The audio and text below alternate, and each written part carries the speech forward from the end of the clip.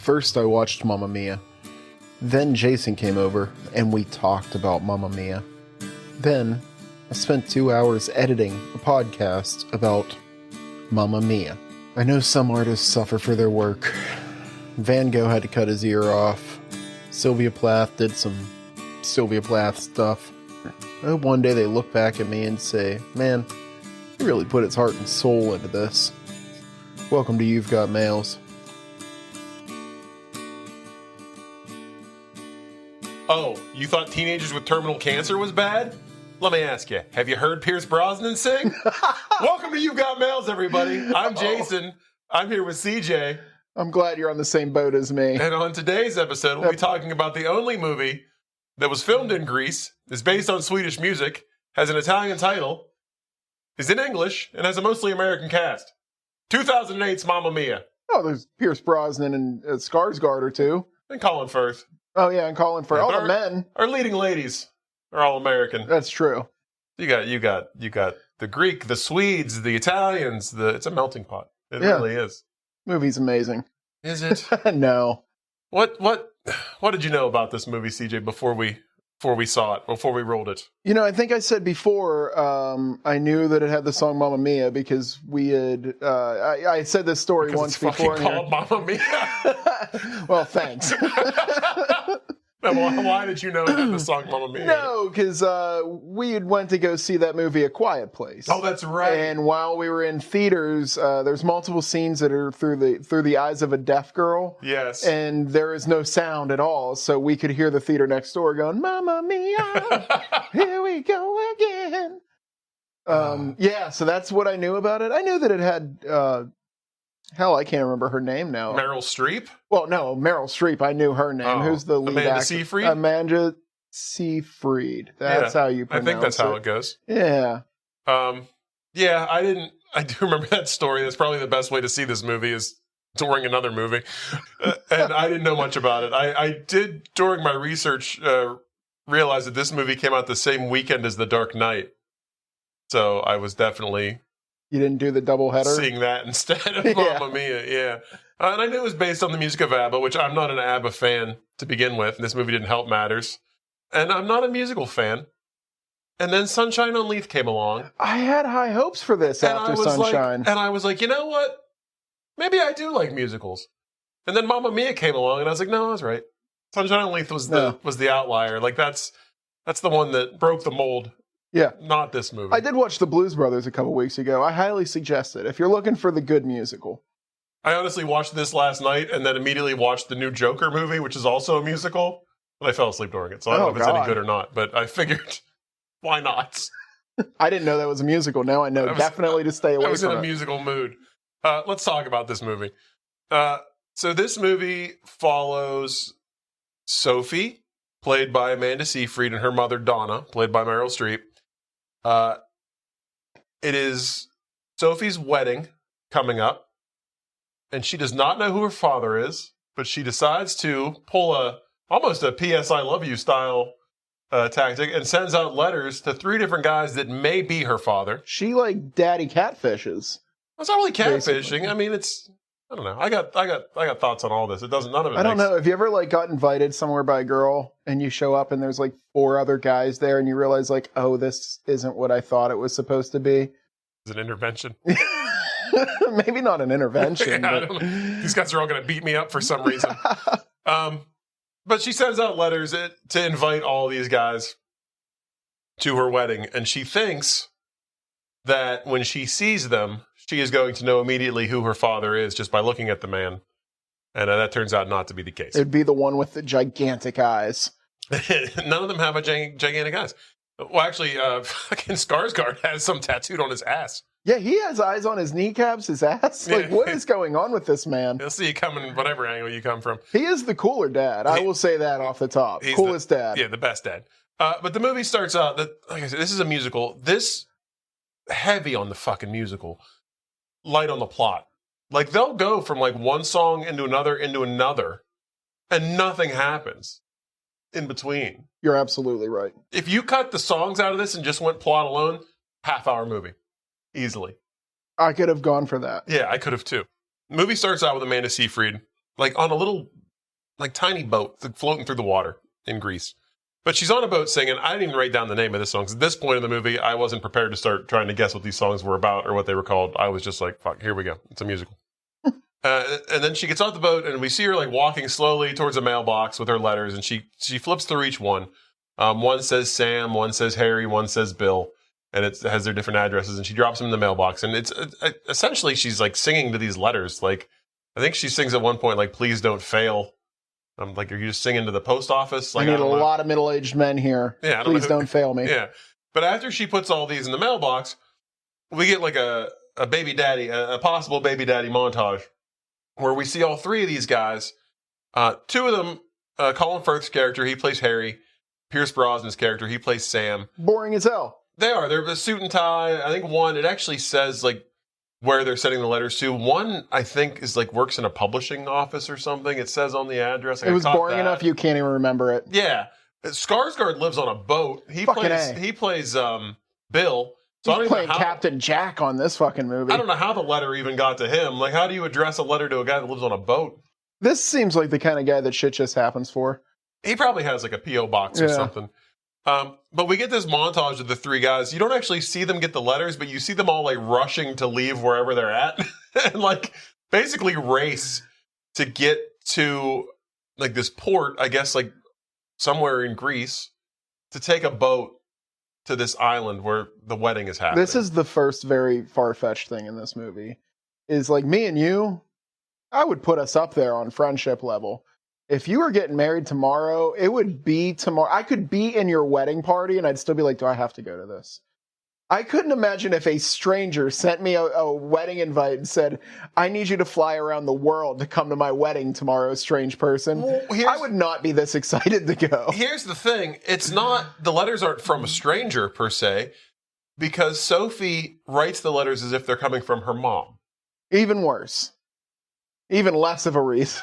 Well, these guys have all had some sort of relationship with Donna, the mom. Yeah, but none of them know how to do math. Not a single one of them. I don't understand. Why? Okay, you're one of these guys. You're in this situation. Yes. Letter shows up from the woman that you were stupping 20 years ago. Yeah. Her 20-year-old daughter is getting married tomorrow, and she's just out of the blue. It's like, hey, you should come and see my daughter get married tomorrow. You wouldn't question this. No, yeah, you're right. But I mean, to be fair, does she put the age of the daughter in the... Doesn't even matter. Letter? Doesn't even matter. I would assume she's 20 years old because I'd be like, this woman wants me to come meet the child that I've never met before. Yeah, you're right. All right, well, I mean, they probably all maybe have an inkling, or at least they wanted to come see Donna. I don't know. Yeah. Meryl Streep, though, I do love, like, we made the joke last week. Do you think she airs it out on the front porch? She aired it out on Greece. Like, she got a whole island that she got in like one season. Oh yeah. Good for her. She was racking up the counts, man. Yeah, she really was. But so we cut from like the guys all racing to get where they're going and leaving where they live and their jobs and hopping in a cab, or if you're Skarsgård, hopping on your own boat and taking off. We cut to the island and we see Amanda Seyfried again. She plays Sophie. Her bridesmaids have arrived for the wedding, and they pull up to the dock, and she goes running down to the dock to greet them. And either Amanda Seyfried is like a tiny, tiny woman, or her bridesmaids are all in the WNBA, because they were like at least like a foot and a half taller than her. She looked like a midget compared to them. And one girl was Scottish. How'd you feel about that? I was into it. Yeah, I figured you would be. I felt it the whole time. I figured you would be. But she runs down and she tells them, she has big news, and they immediately like think she's pregnant. She's not. I'm not pregnant. I'm not pregnant. I invited 3 possible dads to the wedding. I found my mom's diary, and in it, she like outlines this summer where she was just sexing it up the entire summer. Yeah. And she starts reading... that's the musical I want, is that summer. Yeah. And she starts reading a diary passage, and she talks about, I think Sam's the first one. She's like, I met this guy named Sam, and we dated, like, these two actually dated for a while. She's like, one thing led to another. We had drinks, we had dinner, there was dancing, and then ... And she's like, you know what ... means. And they are like, ooh. And then they start singing the song. This song was Honey, Honey, as far as I can tell. I actually very much appreciate that you did not look up these song names. I just went with like whatever they said the most in it. And they run around the island singing this song. And the song is essentially about meeting guys and like having romantic affairs with different people. But in between, like they'll sing for a little bit and then she'll read the next description of whatever booty guy. call. And it would always end in ... So it's like she'd read a new guy and like, we did this, and then ...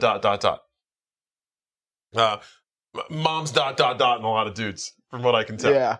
But she gets through all three guys and she lets the girls know, like, I wrote them all a letter, but I wrote it as my mom, and, you know, my mom invited them to the wedding. Now we cut back to where the boat's taken off to take everybody to this island. And you see two taxi cabs, like, race up and meet right in the middle. And Colin Firth and Pierce Brosnan.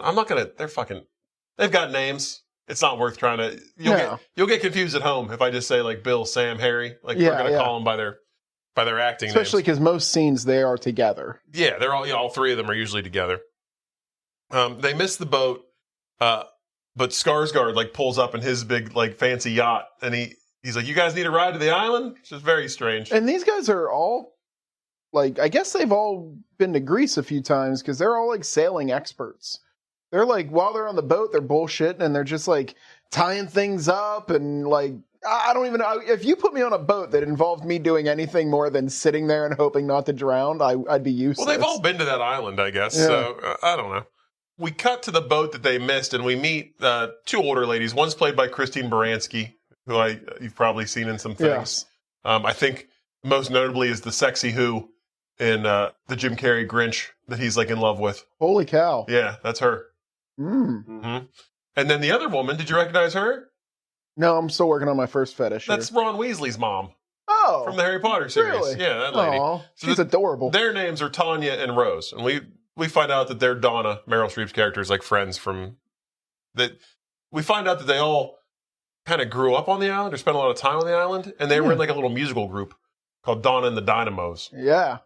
But we get a little glimpse of them. Nothing too crazy. We find out that Rose, the shorter one that was not the hot Who, wrote like a cookbook, and a guy on the boat wants her to sign it. That's the last we see of that. These women nobody has a really fleshed out backstory. No, they throw a little bit of stuff in here and there, but like they don't really. They actually introduce a monkfish on this. Is that what that on is? This boat that gets a lot more screen time and backstory than some of these women. That monkfish makes way too many appearances. I gotta say, it really does. They were really happy about their prop that they built for this one. Yeah, and from what I understand, the musical itself is actually, and if you can believe it, like an hour longer than the movie. And there is more plot that they just decided to shelve for the movie and just, which I mean is good. I couldn't, if this movie was 3 hours long, Jesus, shoot me.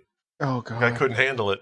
Did I ever tell you, like, I know how to sleep with my eyes open? Like, this is an important skill for when you're at a theater show like this. Oh, my gosh. So we see them. We go back to the island. We meet Sky, who is the groom-to-be.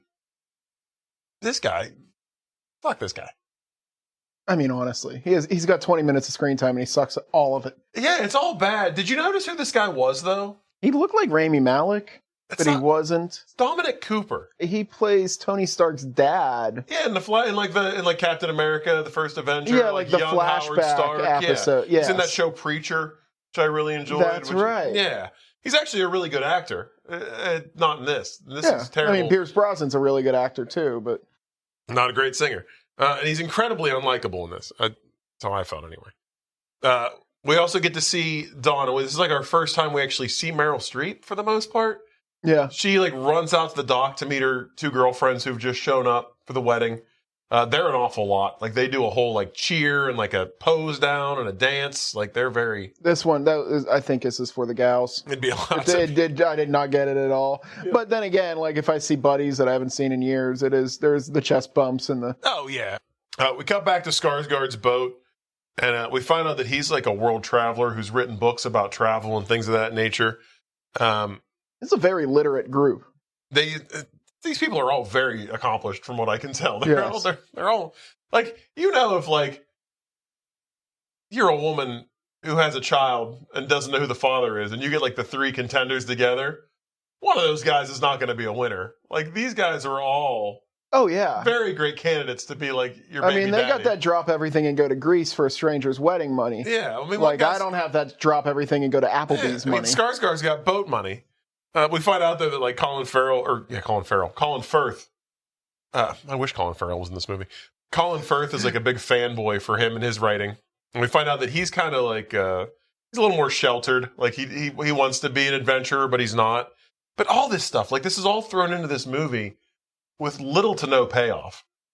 Like they set up the fact that he's not an adventurer. Yeah. And that he's kind of like, a little like, he needs to loosen up. And it never happens. Like nothing ever happens. Oh, we're trying to get to that next sweet ass disco song. You're right.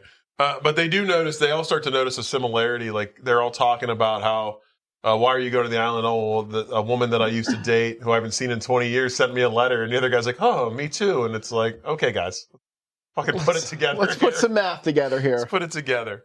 And honestly, like if you got even 3 strangers together like this and this story was coming about, every one of them would have bragged. If they're all 3 guys, every one of them would have been like, oh yeah, I banged a chick on that island once 20 years ago. Hey, she reached out to me. It was so good. She hasn't stopped thinking about me for 20 years.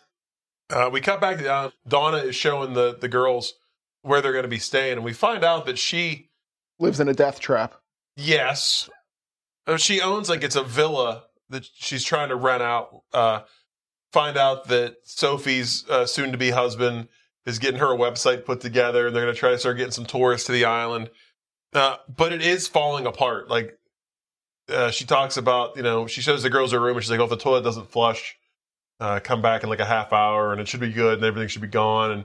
And we get another song. This song I wrote down, Money, Money, Money, Rich Man's World. I don't know what the name of the song is. Actually sounds like a badass James Brown song when you say it like that. Does. But she's basically singing about how, if she could find a man and marry for money, what she'd do, and she wouldn't have to be working on this hotel all the time. And it's just a montage that she's singing of her fixing things around the hotel. Like doorknobs are falling off, window shutters are flying out and almost killing people in the street. If I was in this hotel, I would stand still and not touch anything. The earth opens up at one point, like right at the end of the song. The earth shakes and a giant crack opens on the patio they're standing on. And she's like, oh, did you feel that? The earth was shaking. And I'm like, I'd be a little more concerned. That hell is here to swallow my dreams. Yeah, like your hotel is about to be in the fucking ocean. Whatever. It's dumb. The dads all show up. And Sophie sees them, so she kind of runs down to greet them. And this is where her plan ended. Well, yeah, pretty much. Like, she doesn't really know what to do with any of them. She's invited them to this wedding. Her mom doesn't know they're coming, so she has to try to, like, hide them away. So she takes them all to, she's like, here, let me show you your rooms. We'll meet up with my mom later. And she takes them to the goat barn and, like, a little tiny, like, attic loft above the goat barn. The goat house, I think they call it. And it's just, like, a cot and like a bunch of garbage, like a bunch of junk. Like it's just clearly not a place for them to be staying.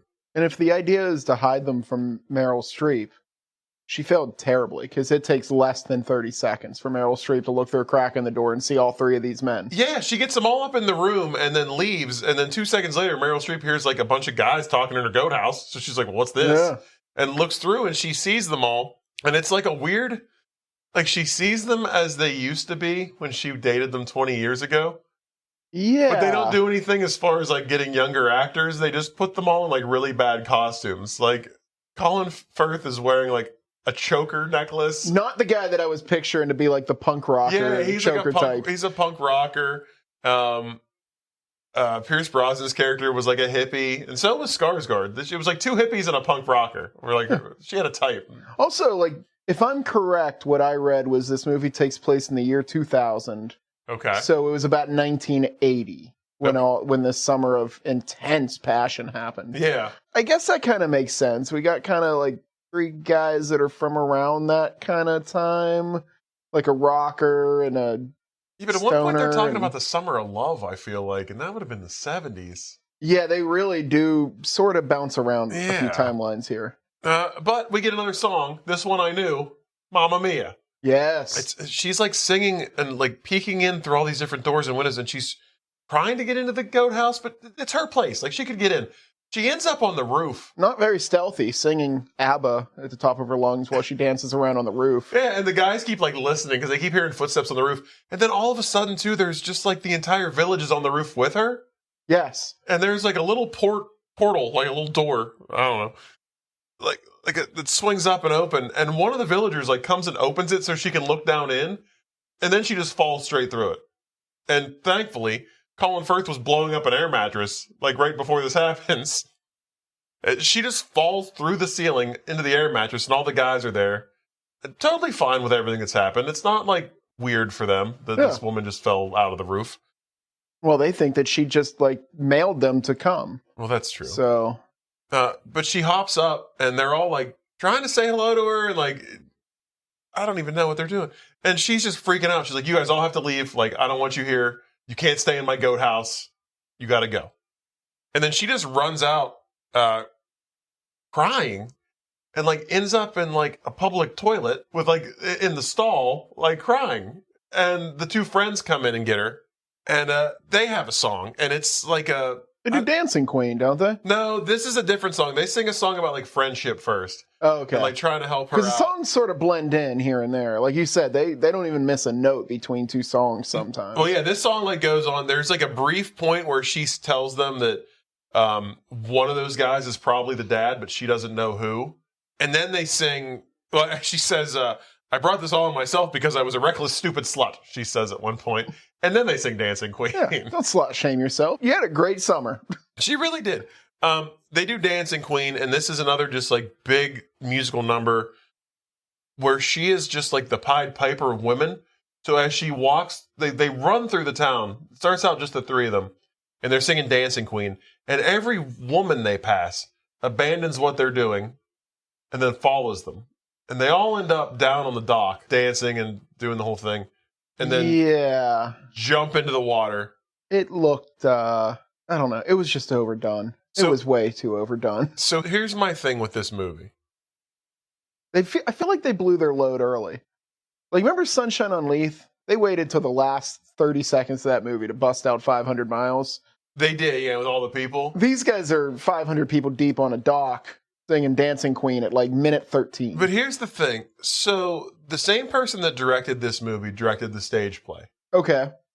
And I don't know for certain that the person that directed the movie ever had directed a movie before. It's almost like they put a camera out in the audience of the stage play, fixed in one spot, and never moved it. And it doesn't work for movies. When you're seeing like 500 people dancing on the dock and it's just one static shot from far away, it doesn't work. Like there's nothing, like you can't see what anybody's doing. You can't tell who anybody is. It's like you're watching a stage production of this movie. But not in a good way. But not in a good way. Like there's no camera movement. There's no zooms. There's no cuts to like certain people. Now we got to go see this. No, never. It's an hour longer. So when Dancing Queen's over, Sophie's out in the dock and she sees that like all the dads are on a boat now and getting ready to leave. So she jumps into the water and swims over to the boat, and we get another song. And I don't even know what this song was. I didn't write it down.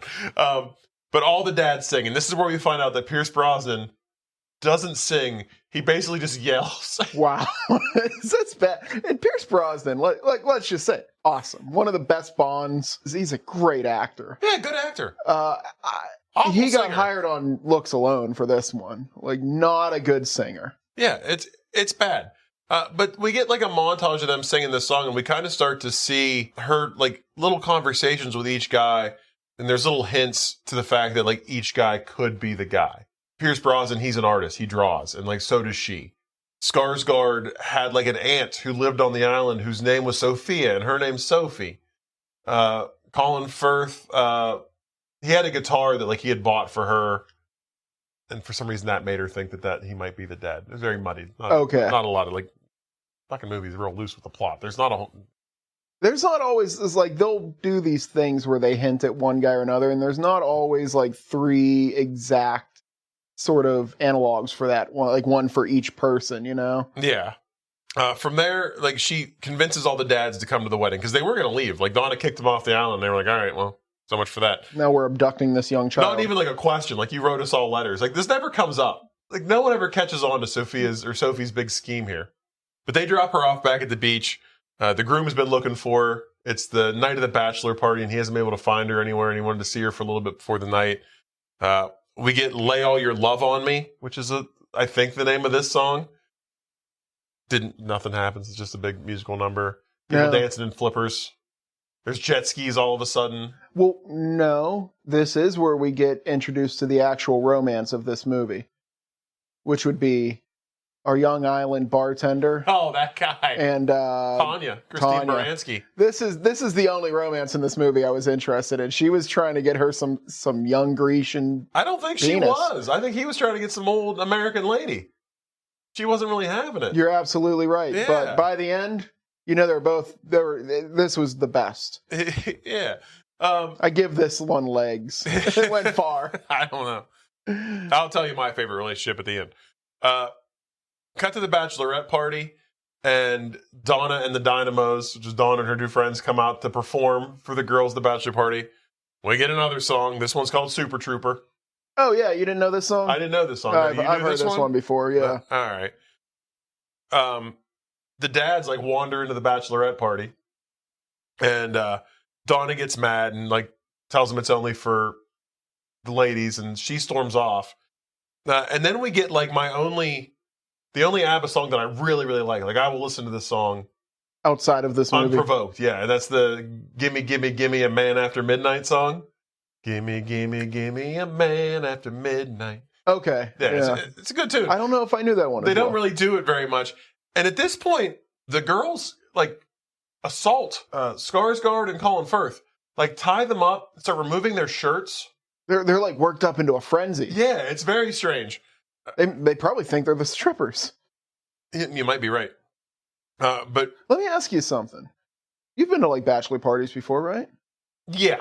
Have you ever been to one the day before the wedding? Or is this just a movie thing? Oh, absolutely I have, yeah. Really? Yeah, I went to one, yeah. It seems like a terrible idea. Well, I guess maybe it depends. Like, the one I went to where it was the day before the wedding was out of town, and a lot of us came in from out of town. Like, we were all college friends. Okay. But the guy that was getting married had moved back to Michigan, and we were all kind of coming from different places. Okay, so that was... So probably just for, like, for destination weddings. Yeah, maybe. Okay. And like, that makes sense. If it's they're getting married on a Greek island, can't fly everybody out for the bachelor party a week before and then have them fly back for the wedding. I mean, maybe it's just like my hangover sense, but like the idea of I'm going to party all night and then get up the next day and just be fresh as a daisy for my wedding. It's definitely a movie trip. I mean, how many times? I'm still like burping a bourbon smell until 4 p.m. the next day. Like that's not weddingable. I mean, how many movies have you seen where that trope, got to get the groom to the wedding after the bachelor party? Oh yeah, yeah. That's why I wondered. Is it just because I've been to a bunch of bachelor parties. Some of them up to like 3 months before. You know what I mean? So to do one the day before just seems wild. Yeah, no, I think it happens. Pierce Brosnan somehow did not get abducted by the bachelorette party. And he runs into Sophie like out on a balcony overlooking the water. They start talking about how they're both artists. And she shows him a picture that she drew. And he's like, this is amazing. And then it dawns on him. He's just like out of nowhere. He's like, I'm your father. I know I'm your father. I have to be your father. Here in minute 106 of this movie, we figured out why I'm here. He puts it all together, and he's like, I want to walk you down the aisle. And she's just like, yes, like you are my dad. Like, I want you to also. And then she has to go. She goes back to the bachelorette party, and then she starts talking to Skarsgård, and he explains to her that, like, her mother... Or I think he asks her, how did your mother afford this place, the villa? She says this old woman that lived on the island gave it to her. Her name was Sophia. And he's like, that was my aunt. It's like, well, I thought only family gave money to families like that. And he's like, yeah, I'm your dad. Like, let me walk you down the aisle. So she's like, sure. I didn't just promise that to some other guy like 5 minutes ago. 4 hours ago, I was trying to sleep with you on a boat. Yes, you can walk me down the aisle. And then Colin Firth, out of nowhere, is like, hey, I just figured something out. I think I'm your dad. He's always a little late to the party. Yeah, can I walk you down the aisle? And they do this whole scene where, like, it keeps happening, like, and the more it happens and the more these guys are like, I'm your dad, like, everything kind of starts to spin, and you can tell she's getting, like, overwhelmed by all of it, and she's just agreed to let all these different dads walk her down the aisle, and she passes out. And that's the end of that scene. Like, they cut to, like, they all pick her up and grab her, and then we go to the next day. This is about where I just wandered off and started thinking about, like, we should have an Iron Maiden musical like this. How cool would that be? See, I was thinking, like, what band I would want to set, like, a jukebox musical to. I was thinking AC/DC. AC/DC would be a good how time. great would that be? Yeah. I know they did one with the Beatles. Yeah. And it got like, it's like sitting at like a Across the 10% on universe. Rotten Yeah. Tomatoes. Yeah. But the next day they're on Skarsgård's boat, and him and Colin Firth are sitting there talking, and they're both kind of tiptoeing around the same thing, but they're misunderstanding each other. Because Skarsgård's saying, "Oh, like I came to a realization last night," and he was like, "Oh, I saw you with her. Seemed like things were going really well." And he's actually talking about one of Donna's friends, Rosie, the little funny one, and he thinks that he's telling him that like they had like a connection. And then Colin Firth is starting to tell him like, "Oh, I had a realization myself." And Skarsgård thinks he's coming out to him and going to tell him he's gay because he was like sitting in a bar talking to some guy and he sees him. And so they're both like trying to say the same thing, but they can't get to it in time because Rosie shows up and she's going to take them both fishing. Their plan is to like get these guys away from each other and basically interrogate them and find out who the actual dad is. So Rosie's taken... Well, the older ladies all have that same plan, and the younger ladies at the exact same time. Yeah, they do. So it's like this weird mix match of characters from different groups in this movie. Yeah, so Rosie is going to take Bill fishing, or Skarsgård fishing. Tanya has convinced Colin Firth to go do some water sports, she says, which is actually just paddling around on one of those pedal boats out in the middle of the ocean. And then Donna, I guess, is going to take Pierce Brosnan and try to shake him down for information and find out what's going on. Yes. We get a scene of Donna using a caulking gun to try to fix the giant crack that formed in the floor when the earthquake happened. It's like this woman shouldn't be running a hotel. They do make a specific type of caulking for giant cracks on the ground. Do they? Not for this kind, though. If the ground shakes violently before the crack forms, that actually means you need to call a real estate agent. Like, you need to get the fuck out of there. But Pierce shows up, and he's concerned that Sophie's getting married too young and wants to know like why she's just going to settle down on the island and help Donna take care of the resort. She should be out living her life and adventuring. He's trying to daddy it up now. Yeah, he doesn't think that she should be there. We get another song just between Meryl and Pierce, which this is the worst possible thing that could happen because it's literally just them singing at each other, and he is awful. Like just yelling the song at her. Meryl Streep is more than passable, even good. Yeah, she's okay. Yeah. He just looks like his face looks strained as he's singing. Like he doesn't know what he's doing. Like, he's getting redder and redder. Yeah, he's not a singer. So they sing SOS. Harry and Tanya are... Shitty old singer. Yeah. Is that what that stands for? That's what it should stand for. Harry and Tanya, Colin Firth and Tanya are on the little paddle boat. And he starts talking to her about, what should a dad do? Like, what's a dad's role? And she's like, well, first of all, he should pay for the wedding. So then he just jumps off the boat and swims away. And ends up, like, showing up wherever Dawn is and gives her a check for the wedding. This is where we get a song between Tanya and the young island boy. Which... This is probably the best musical number of the movie. Honestly, I was like, okay, these are like side characters at best, but I was here for it. Really? I was all about it.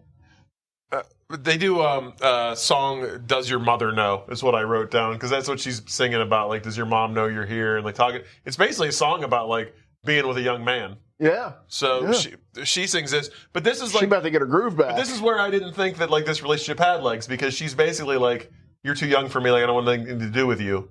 And it's kind of like brushing him off during the whole song. Yeah, and but then he's got the moves. He's working. Yeah, he is working it. Sophie finally tells Sky, the guy she's marrying, about her plot, that all these guys might be her dad.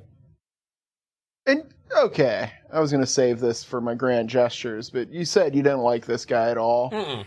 I mean, when you really look at it from his perspective... Like, he says multiple times he did not want a big wedding. They were okay. He was okay with just traveling. Right now. He didn't say shit the entire movie. Yeah, but I mean, like, he makes it known. He doesn't really want all this. And now, like, every time he talks to his wife-to-be, there is scheming and plotting and crazy Machiavellian shit going on. Well, yeah. Like, I kind of feel bad for the guy a little bit. Yeah, well, everybody just keeps busting out in a fucking song. But he gets upset. Because, like he's like you said, he's like, I didn't want this big wedding, and like you pushed for it. Is this the reason why? So that you could like get all these dads together and find out who your dad was? Is that the only reason we're having a big wedding? So he storms off. But, she says, so what, you don't love me anymore? He's like, of course I still love you. And he just walks away. So, everything's okay, but he's obviously upset about it.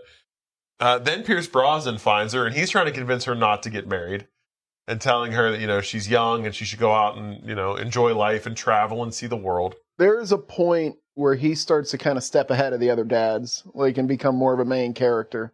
Yeah. I think this is about it. Yeah, he's definitely doing the dad thing. So she gets upset and she goes and finds her mom and asks her mom to get her ready for the wedding.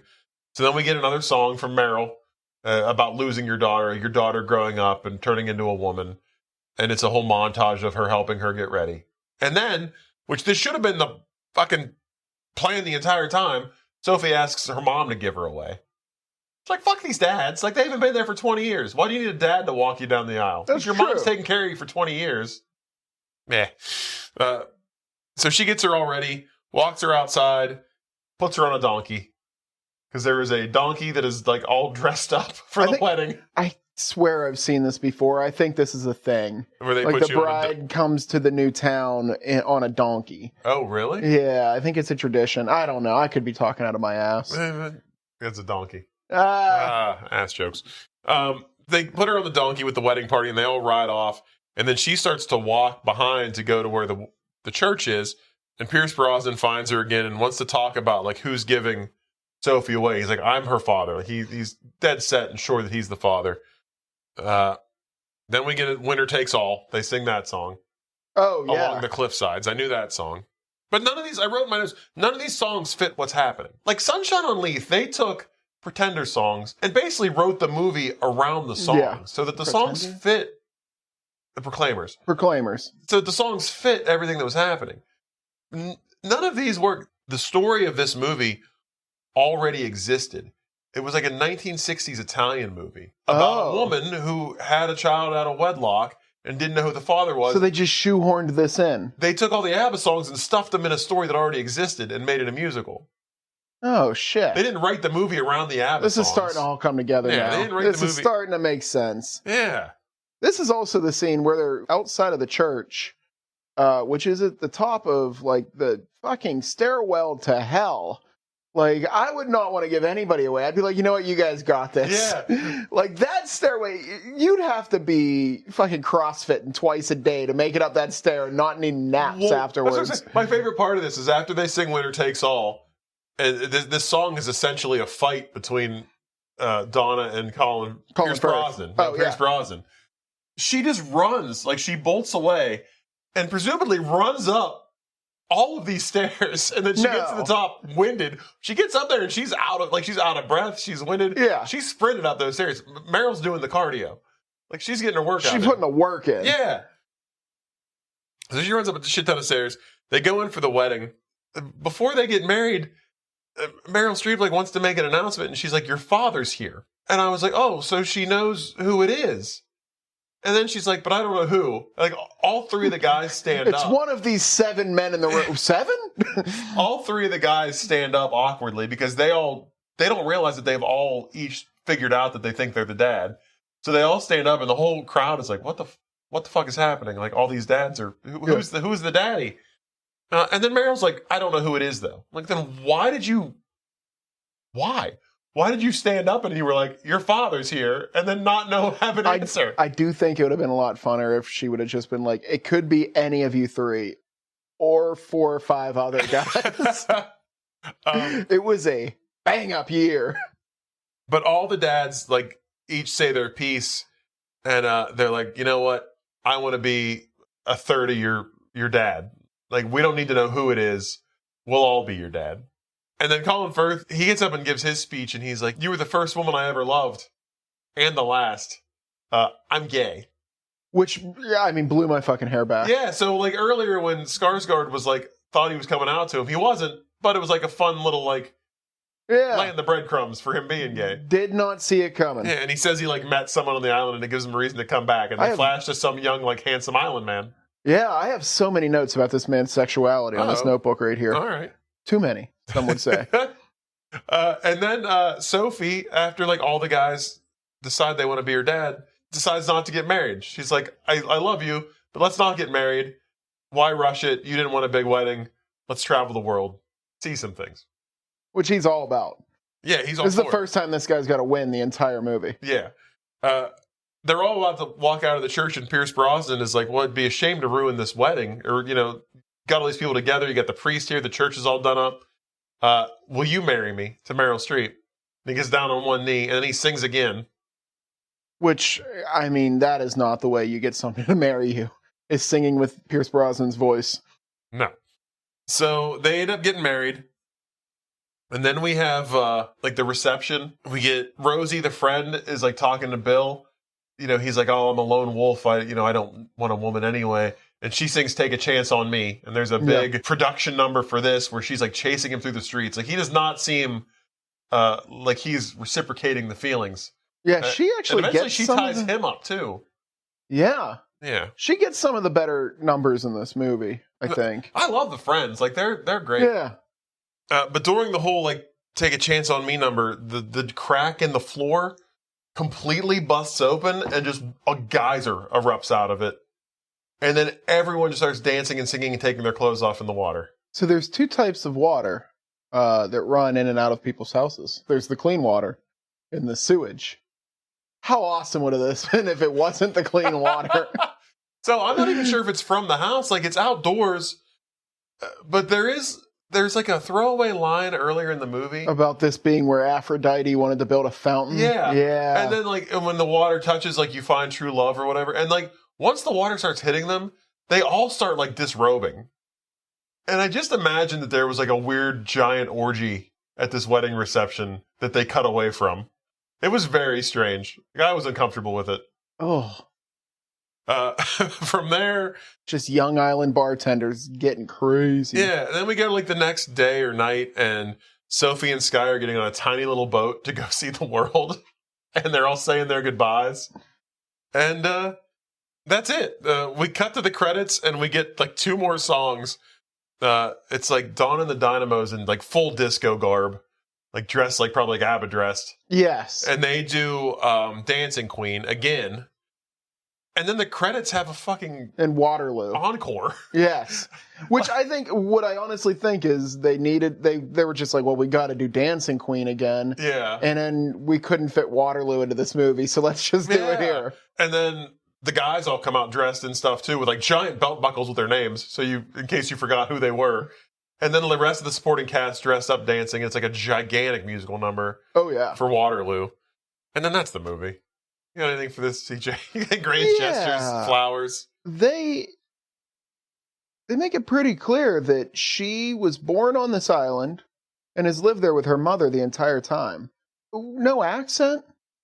Oh, yeah. Why does she not have an accent at all? None of this movie makes any sense. Oh, I mean, if you just want to dismiss it like that, yeah, none of it. There were multiple times where it's why is... you know what? None of that matters. I mean, she grew up listening to her mom talk. That's probably the person she talked to the most. Her mom had an American accent. What was her mom doing on that Greek island all that time? I don't know. Most of the island, from what I understand. That's fairly accurate. Yeah. I don't have much on this one. I did think it was funny, and it makes a ton of sense. When Pierce Brosnan was approached to take this role, he agreed to it without knowing anything about the movie or what it was. All he knew was that it was going to be filmed in Greece and Meryl Streep was in it. And he was like, yeah, sounds great. That is, you know what this movie made me think about? Because Meryl Streep is a fucking killer. She's one of the best actors that has ever lived. Oh, yeah. And have you seen the movie Don't Look Up? Netflix movie? Yeah, I watched it. I don't remember a ton about it. There's a point in that where she does a full nude scene.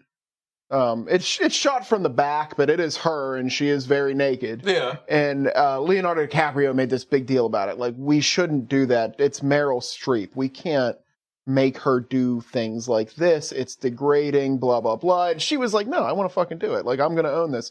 Oh, to be fair, Leonardo... Where was he when she was making this movie? He could have just been we can't let Meryl Streep make this movie. First of all, Leonardo DiCaprio has a real problem seeing any woman over the age of 23 nude. So that's probably why he was trying to stop that from happening. Good point. Yeah. But yeah, someone should have stepped in and been like, hey, Meryl, not the best idea. Yeah, this was apparently she'd been eyeing this role. This is another thing I read. This movie, the musical came to the United States pretty much right around the same time 9/11 happened. So it started overseas. Wait, is this a conspiracy theory? Because I'm in. It's not a conspiracy theory. No. It first made its like debut in like musical theaters overseas, like in Europe.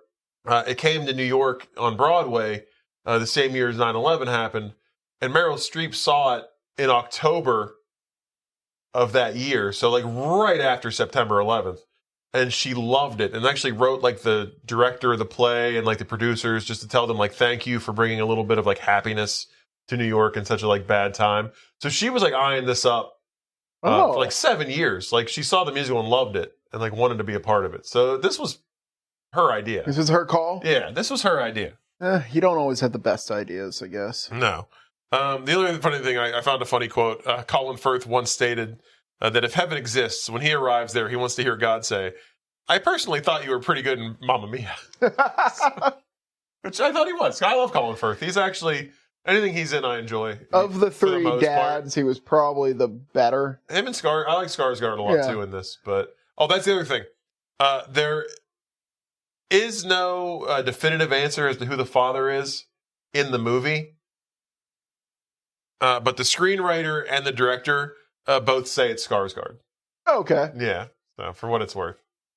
Nice. Yeah. They make a few references to, not Colin Firth, but I think Pierce Brosnan has multiple other children. 2 sons, he says. Yeah, he's ready to just give it all up. Fuck them. Yeah, he really is, because he's just like, I'll just come to the island and help you run this place. Yeah. Yeah. Me and my new daughter. His whole backstory, because, the story of their relationship was he came to the island, they had this affair, he was engaged to be married. He went back home. Yeah, this is basically his bachelor party. He went back home, broke off the engagement, and then came right back to the island. By the time he got there, the people told him, oh, she just went off with another guy. So Meryl wasted no time. He was like, oh, well, that sucks. Went back home, and then he said the woman he was engaged to, just to make him look like a fool, married him anyway. And then he stayed married to her unhappily for a long time until they got divorced, long enough to have 2 kids. So he's just like, fuck it. This guy's living in a tragedy. I'm ready to go off to Greece and just abandon my whole other life. Let's chick flick it to a dick flick it. Oh, I have so many. I want you to go first, just in case. Okay. 2008. Amanda Seyfried has 3 potential fathers.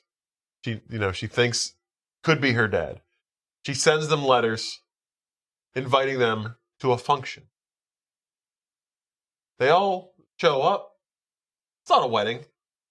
It's the Maury Povich show. And this whole movie takes place during one day of filming the Maury Povich show, where they're going to do a paternity test to find out who the real father is. And it's totally white trash. Meryl Streep doesn't own a villa in Greece. She owns a trailer park in Alabama. She's super white trash. Instead of ABBA, can we do 38 Special? Yes, or Skinnered. Yes. Yeah. Charlie Daniels Band presents. Southern, it's all Southern rock.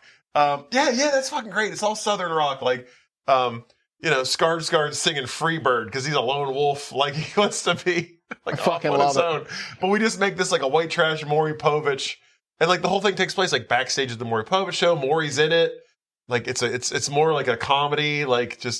There's other weird guests for the Maury Povich show walking around. Get Ricky Lake in there. She's an actual actor. Yes, she's pretty she's good. in musicals. She can sing. And also, we don't let Pierce Brosnan sing in this one. We don't even put him in the movie. We find somebody else. No. Yeah. He can find good movies to be in. Yes, yeah, no. But yeah, that's mine. It's all takes place during the day at the Maury Povich show. And in the end, we find out who the real father is. Fuck, I should have had you go last. That's really good. Thank you. Damn. All right. Well, I love it. You said you were bringing it in the new year. You're doing it. So it took me 7 episodes. Yeah. I had a couple ideas here. One was, I mentioned that whole Quiet Place fiasco. I want a musical that takes place in that world. Yeah. Because, a lot of times in these musicals, this one not as much, Sunshine on Leith for sure, people actually seem surprised that they're singing. Yeah. So it almost seems like a compulsion. So Yeah. imagine you lived in the musical world, but the Quiet Place aliens showed up that famously hunt people down based on sound. So you have this compulsion to sing about all your problems, but as soon as you hit note 1, you have to start running for your life while you're singing. You just see a guy in a corner just sweating and shaking and putting his hand over his mouth, and then all of a sudden he's just like, Yep. And then you see the trees rustling. Yeah. I fucking love that. So that's one. And another one was, like, I was thinking about what band and movies I want to put together. Like, Maury Povich with all of Southern Rock. Yeah. I'm not a huge Metallica fan, but I think Metallica and Mad Max, Beyond the Thunderdome, would be a damn good pairing for a movie musical. I like that. You could have, instead, Master of Puppets for Master Blaster. Yeah. Master Blaster. Yeah. I think it would work. I like it. I'd watch so that. let's start getting to work writing our Mad Max musical. We'll make our own musicals. I love it. All right. Let's Nick Cage it. You go first. Yeah, the actual father. So when she says he's in the thing, like, he stands up in the back and he's like, "I'm sorry, guys, it's obviously me." And we computer generate his eyes to be a little bit larger. Yes. So he looks kind of like a man that's that's him. That's like him, all right. a sexy golem, you know? Yeah. All right, I'm glad you said that, because I was going to throw in my own 2 cents, and mine was the exact same. Nice. But she's like, the father is here. He's like, hey, he's been here the whole time. Hey, guys. All right. I decided to connect him to the guy that played Sky, even though I didn't like that character at all. But I like Dominic Cooper, the actor. Okay. Like we said, he plays Howard Stark in the Marvel movies. Not how I connected him, though. I actually went with the show Preacher, which I really like, where he plays Jesse Custer. He plays the preacher. That show also had Jackie Earle Haley in it for the first season. Yes. He's in Lincoln. Also in Lincoln is Walton Goggins, who's in a movie called Straw Dogs with our boy, James Marsden. Oh, yeah. It also stars James Woods, who's in a movie called The General's Daughter, which stars John Travolta, who was in Face Off with Nicolas Cage. There you go. And that's how we do that. All right, let's rate it. I know I shit all over this movie the entire time. 5. And God no. I'm going to say 2. Yeah? Really just because, like, I get to make up the rules as I go here. So the 2 is based on, this movie made a lot of money. So it had to make some people happy, right? I really think I'm going for planetary happiness with this rating. Like, it had to have affected some people positively. So, yeah, 2. Okay. To your point, I think that maybe this movie made a lot of money based off the success of the musical. Because people loved the musical, and not because it was a good movie. But the musical did bring happiness to Meryl Streep right after 9/11, so. That's true. It's got that going for it. It might have caused 9/11, but it definitely brought us out of that funk. I was going to go 2 also, but I think because you gave it a 2, I'm going to give it a 1.5. Wow. Because I didn't really like this movie at all. Like I said, the songs don't fit what's happening. It was beautiful to look at. You got to admit. It gets points for being pretty. Yeah. It's a pretty looking movie. Grease looks really nice. Fuck yeah, man. The contrast on my TV, like, by the end, my TV was tired. It's pretty. It gets points for that. It gets points for Colin Firth and Stellan Skarsgård. I really like both of those guys, and I thought their performances were enjoyable enough. Like, those were 2 characters that I really liked. It also gets points for the 2 friends on Donna's side. They were really good. I'd really hoped, actually, when the movie started and I realized there were 3 women and 3 guys, that they were all going to end up together. Which we got 2/3 of the way there. And then Colin Firth was gay, which is great for him. Happy for him. No, because him and the other lady basically found what they were there for, too, which is Young Island penis. You're right. That's true. Yeah. So it all kind of works out. Yeah. So I really like those characters. Other than that, though, I mean, the movie's just fucking awful. The plot is stupid. Like, it's 2008. There's paternity tests. Like, you don't have to, I'll be a 30-year dad. Yeah. It's dumb. Like, it's just very dumb. The romance, none of the romances made any sense. Like, I didn't want the 2 kids to get married. He seemed like a complete asshole. And they didn't.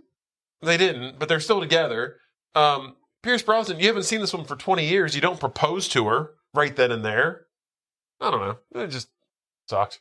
I like I said, there's some things. None of these relationships last. Is that what you're saying? Maybe Tanya and the bartender. No, they don't last. I still don't think she was even into him. I think if any relationship lasts, it's Colin Firth and his guy. Yeah. And that would be it. But I'm not even sure about that one. No, this movie it's not good. I mean, maybe because it's ABBA and I don't like ABBA. Like, even the songs didn't really do it for me. None of it was good. I don't know. Like 1.5 is generous, and it's just because I like some of the people in this movie. more than anything. In other movies. Yeah, like the movie itself is garbage. Yeah, 1.5. Didn't like it. All right. Let's pick a better movie. I will say, though, I'm looking forward to Mamma Mia 2. Why is this? Cher is in it. Okay. Yeah. That's the only reason why, though. All right. What are we up to here? We are at 180. 180. Oh, we added a few. All right. The list is ever changing, ever evolving. We're at number 28. Nights in Rodanthe. Okay. I don't know what that is. Why do I feel like that could be a Diane Keaton or a Diane Lane? I'd be good with either of those. Diane Lane, to be honest, but either of those is good. We're getting another Diane Lane movie. Nice. Diane Lane and Richard Gere. Oh, wait a minute. Is Richard Gere with an age-appropriate woman? Good for him. Yeah. You know what's weird about this movie? Well, let me look and see what it's about here. A doctor who is traveling to see his estranged son sparks an unhappily married woman at a North Carolina inn. So it looks like this guy is going to have an affair. This reminds me of Bridges of Madison County. Ooh. In a way. Maybe we get Richard Gere airing it out on the back porch. But what interests me about this is that the other Richard Gere movie we did was Runaway Bride. Yes. Which had Christopher Maloney in it. Law & Order SVU. He's in this as well. Nice. And if he plays Diane Lane's husband that she's unhappily married to, then Richard Gere will have probably broken up 2 of Christopher Maloney's marriages, if that's the case. We might have to change this from the Cyclops to the Maloney. You just the got Maloney, Maloney. yeah. But I don't know if that's true or not. I don't know. Scott Glenn is also in this movie. Mae Whitman is in this. We're getting Mae Whitman back. Oh, great. Egg. Yeah. All right. So that's interesting. Nights in Rodanthe. All right. All right. Well, until next week when we see Richard Gere ruin another marriage, please follow us, subscribe to us, like us, review us, wherever you get your podcasts. Follow us on Facebook. We're easy to find. You've Got Mails. Just look for that sweet, sweet meme that CJ posts every week. And send us an email at you've.gotmails@yahoo. We're still waiting to hear from Germany. I haven't given up hope. I never will. Maybe we'll get some Greeks. If we didn't get them after my big fat Greek wedding, we're not getting them after Mamma Mia. That's true. Because, this is a way better ad for Greece in this movie, I'd say. I mean, they make it look Well, they didn't even go beautiful. to Greece in my big fat Greek wedding. That all took place in, like, Jersey or something. Well, you got all those, like, restaurants. Chicago. They were in Chicago. You get those big murals in the back of all the restaurants. That's true. Yeah. But no, send us an email, and if you can't, if the email's not working for you, you don't like sending emails, reach out to us on Facebook Messenger, say hello. We'd love to hear from you, find out where you're listening from and why. Until then, though, until next week, stay romantic, don't be shitty to each other. I would walk 500. That's not wrong musical, CJ. Wrong musical. That's the better one. It is.